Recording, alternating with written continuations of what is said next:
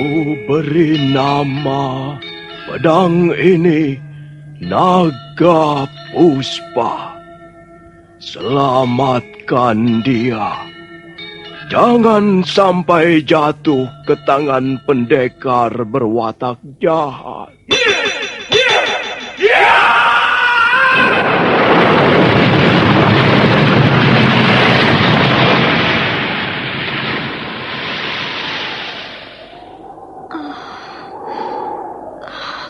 Kakang Kamandanu, kau masih juga tidak percaya bahwa aku mencintaimu. Mesin, maafkan aku, Mesin. Mesin. Mesin!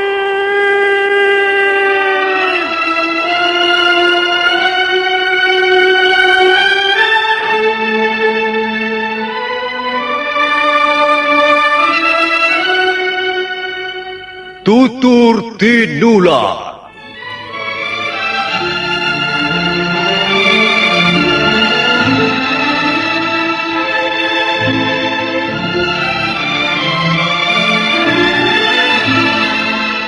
Sebuah sandiwara radio serial, produksi Sanggar Cerita dan teater Sanggar Prativi. Sebuah kisah dengan latar belakang sejarah runtuhnya Singasari dan berdirinya Kerajaan Majapahit.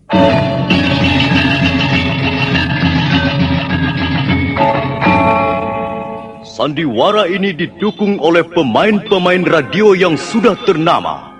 Ferry Fadli, Ivone Rose, dan Eli Ermawati.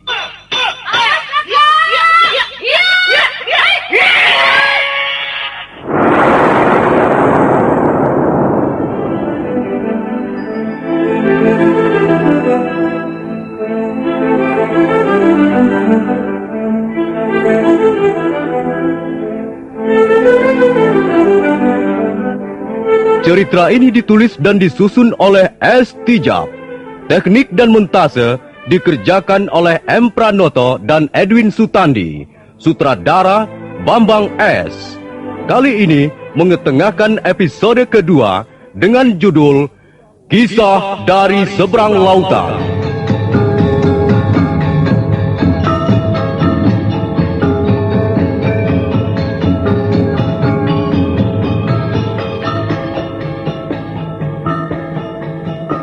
Dalam seri yang ke-53 ini didukung oleh para pemain Edi Dosa sebagai Lo Sisan, Eli Ermawati sebagai Mesin, Freddy Cancer sebagai Madangkungan, Surya Tanjung sebagai Pakeling, Yuli sebagai Kurantil, Edi Juni sebagai Puye, Dibyo sebagai Tambir, dan Nusri pembawa cerita. Selamat menikmati.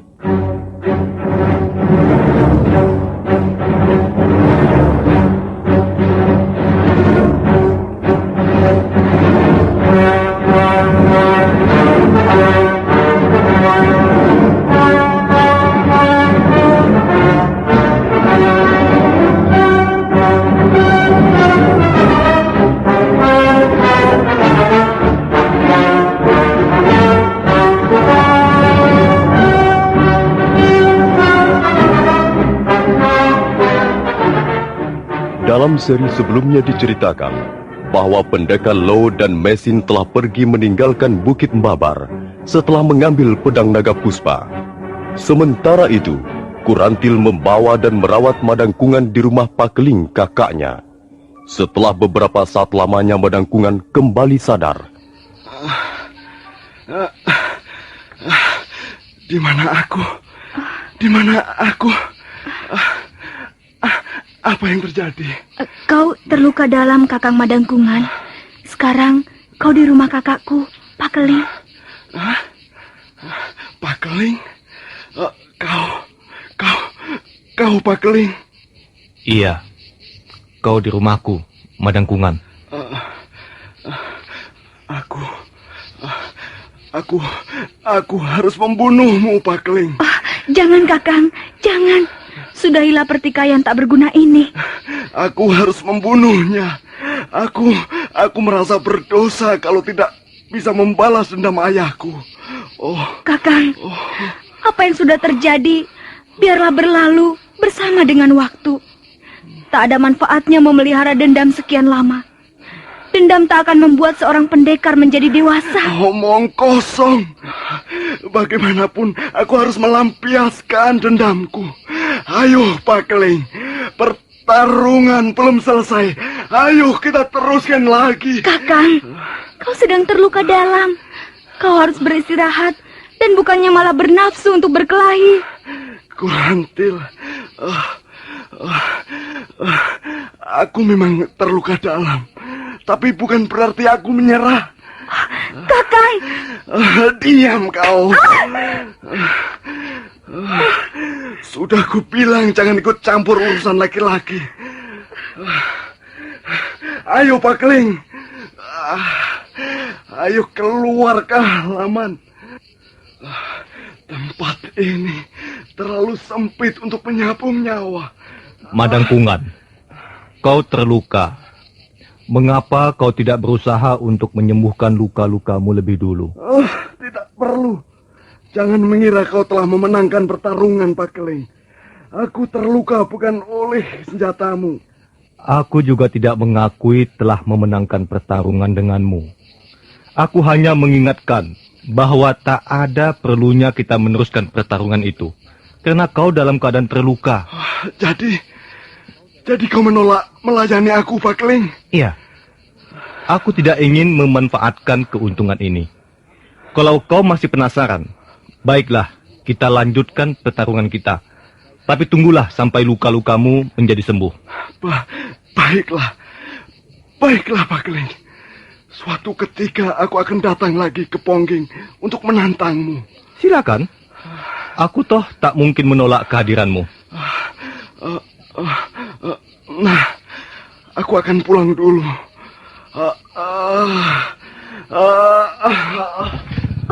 Kakang!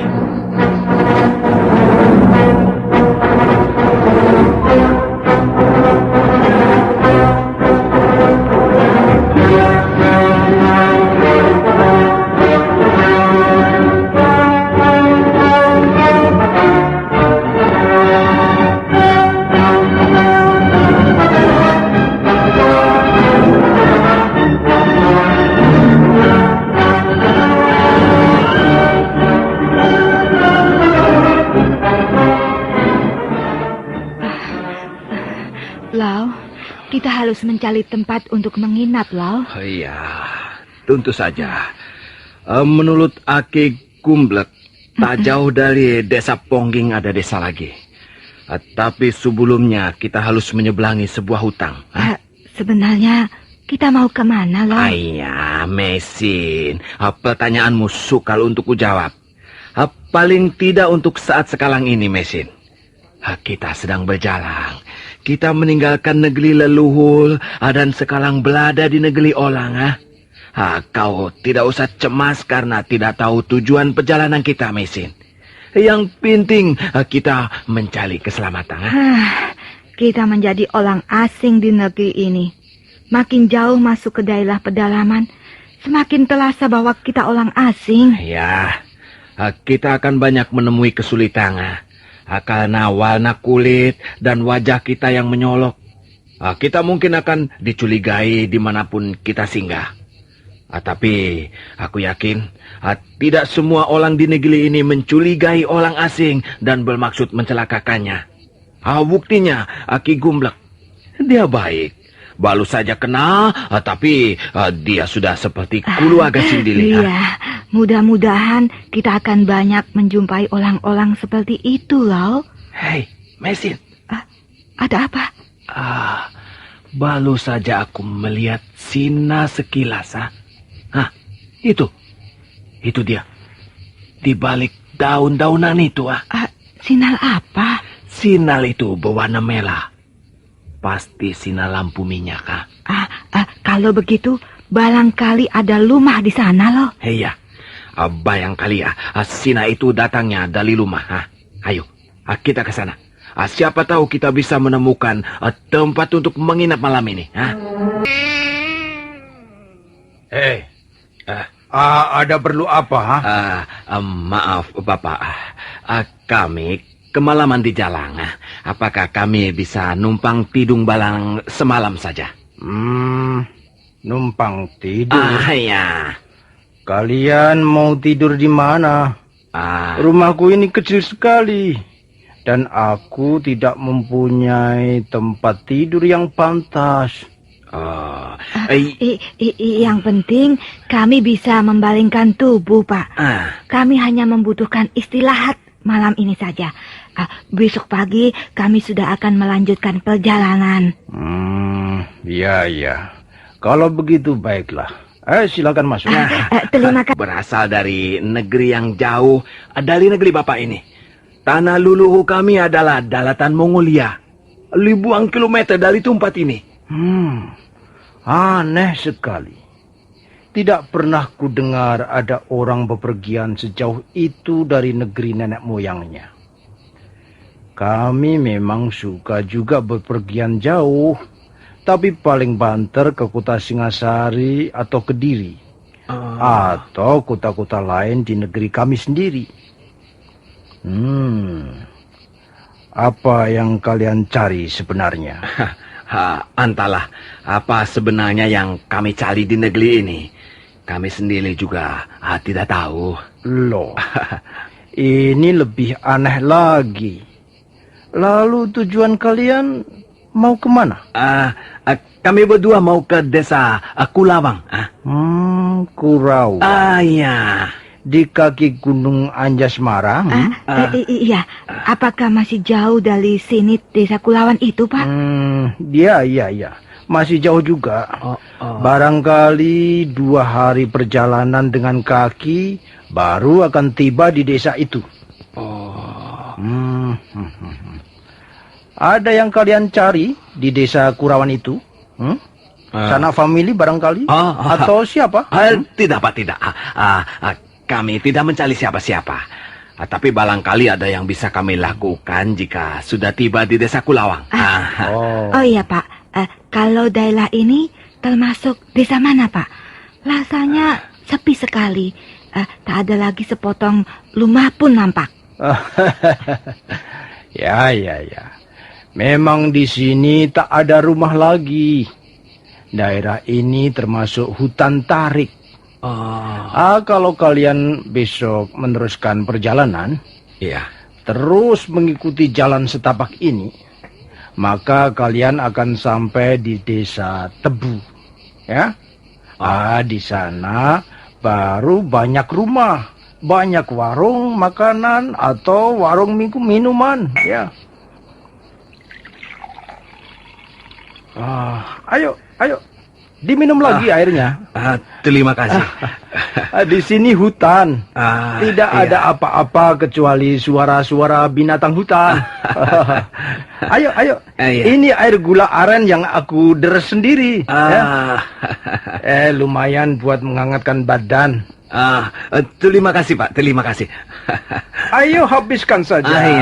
Ayo. Itu ketela bakar itu, ya. Iya. Masih hangat itu. Makan saja. Iya. Di atas tumpukan jerami dan tikar daun pandan yang sudah robek di sana sini, pendekar Lau menyusul tidur tak lama kemudian. Tapi dia nampak gelisah dalam tidurnya. Mendadak, lewat tengah malam, dia tergagap bangun. Mesin. Ada apa, Lau? Aku masih mengantuk. Bangunlah.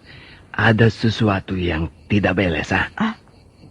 Ada sesuatu yang tidak beres. Apa maksudmu? Dia tidak ada di tempat tidurnya. Maksudku orang desa itu diam-diam telah pergi. Kelihatannya dia bukan orang yang mudah untuk dipercaya begitu saja. Apakah sudah lama orang itu pergi, Lau? Aku tidak tahu. Aku memang tidak bisa tidur pula, Aku gelisah. Mana banyak sekali nyamuk hutang. Bisa-bisa gatas sekali kalau menggigit. Tapi karena mengantuk dan lelah, aku bisa juga terlelap sebentar. Tapi ketika bangun, lihat tulang desa itu tak ada lagi di atas pembalingannya. Pergi kemana ya dia malam-malam begini? Mana tahu kita bersiap-siap saja. Kalau memang orang itu bermaksud tidak baik, ya terpaksa kita lawan berdua. Tapi Lau, kalau bisa jangan sampai kau gunakan lagi pedangmu itu Lau. Kita berada di negeri orang. Janganlah kita melibatkan diri dalam peristiwa-peristiwa pembunuhan berdarah. Aku mendengar ada delap kaki kuda menuju kemari.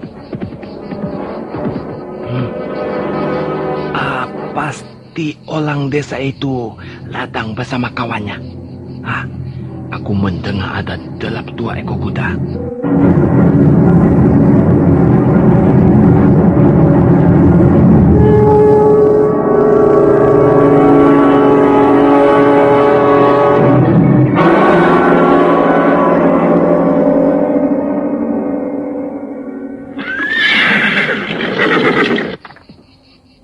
Hai, orang-orang asing!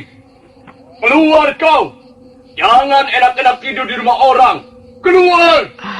Lau, kita menemukan kesulitan lagi Lau. Kita tidak perlu takut menghadapi kesulitan. Kesulitan ada di mana-mana. Kalian jangan pura-pura tidak mendengar! Keluar kalian! Kalau tidak, kami akan masuk dan meringkus kalian! Mesin, ayo kita keluar. Hati-hati Lau.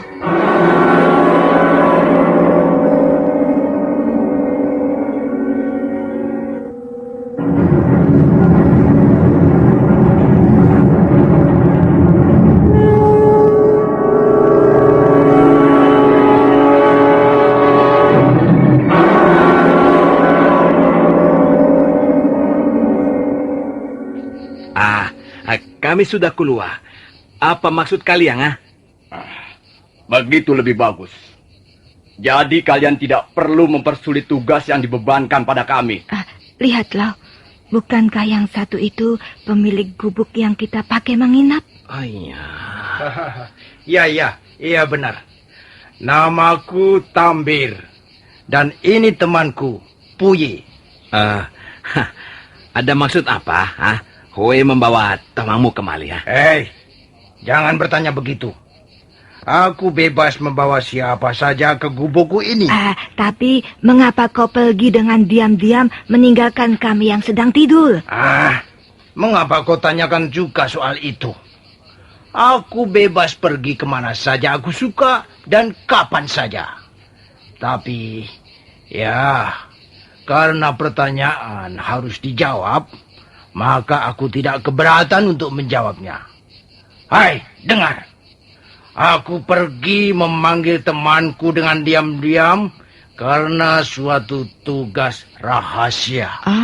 Tugas rahasia? Sudah sejak semula aku memang mencurigaimu. Kau pasti bukanlah orang yang biasa berbuat baik pada mereka yang membutuhkan pertolongan. Jangan ngomong sembarangan. Kamilah yang semestinya mencurigai kalian. Kalian jelas bukan penduduk desa di sekitar sini. Bahkan menurut temanku Tambir, kalian berasal dari negeri seberang lautan. Nah, bukankah kalian pantas kami curigai? Iya. Kami berdua memang orang asing di negeri ini. Karena itu, kami mencurigai kalian. Tapi kami tidak melakukan apa-apa. Kami tidak berbuat kejahatan. Itu soal nanti. Yang penting, sekarang kalian harus menurut pada kami. Tunggu dulu. Apa yang kau maksudkan dengan menurut? Kalian akan kami tangkap. Dan selanjutnya, kalian akan kami bawa ke rumah Rake Dukut. Siapa Rake Dukut? Alah, jangan banyak bertanya. Nanti kalian akan tahu sendiri. Siapa Rake Dukut? Tapi kami harus tahu siapa orang yang bermaksud menangkap kami, Temanku Tambir sudah berkata, kalian tidak perlu tahu. Apa masih belum jelas? Belum tahu maksudnya? Maaf. Kalau kami tidak tahu persis siapa Rake Dukut dan dengan alasan apa kami ditangkap, kami terpaksa tidak menerima begitu saja. Jadi dengan kata lain, kalian mau melawan, begitu? Boleh juga dikatakan begitu, Hati-hati, Mesin. Tambir, kita terpaksa mengambil jalan kekerasan. Iya, kalau memang begitu, apa salahnya? Ayo, kita sergap mereka.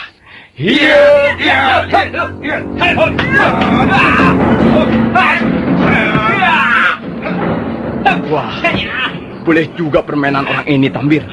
Iya, perempuan ini pun agaknya bukan hanya tukang membuat sayur dan merebus telur. Agaknya dia juga mempunyai simpanan ilmu bela diri yang lumayan. Mumpung hari masih gelap, kita harus segera meringkus mereka. Supaya besok pagi segera bisa kita bawa ke rumah Rake Dukut. Iya, iya. Buat apa membuang-buang waktu? Iya.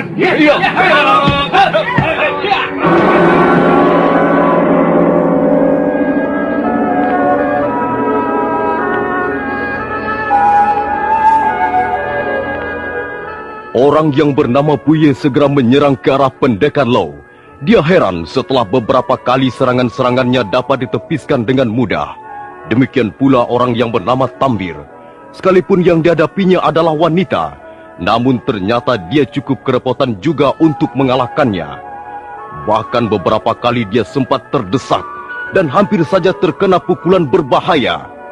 Tapi mendadak dua orang itu berhenti menyerang. Ada apa, Puye? Hah? Ada apa? Aduh!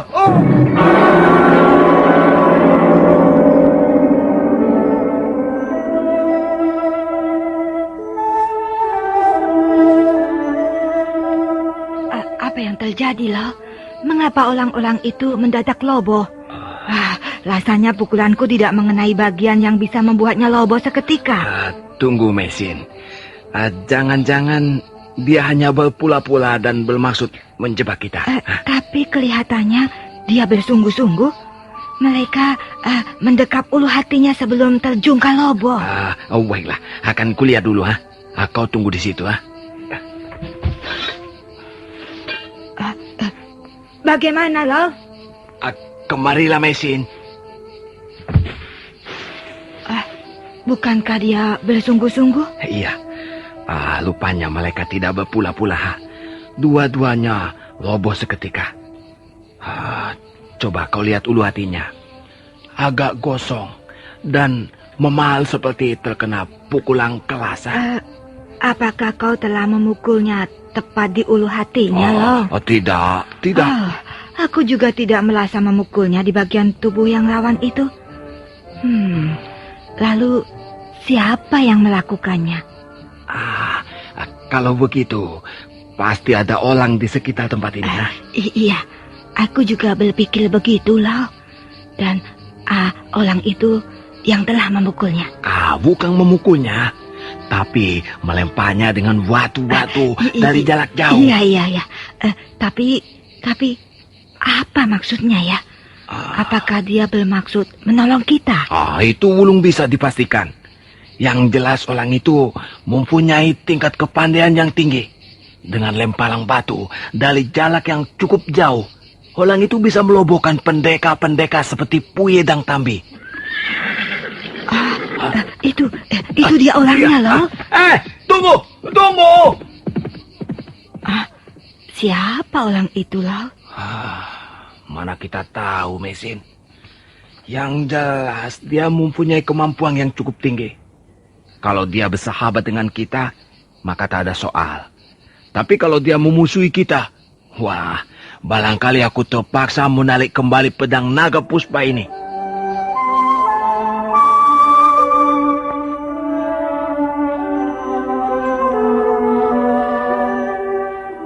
Pendekar Lo dan Mesin untuk sesaat lamanya tak bisa berbuat sesuatu. Sementara orang berkuda itu telah lenyap dalam kegelapan hutan.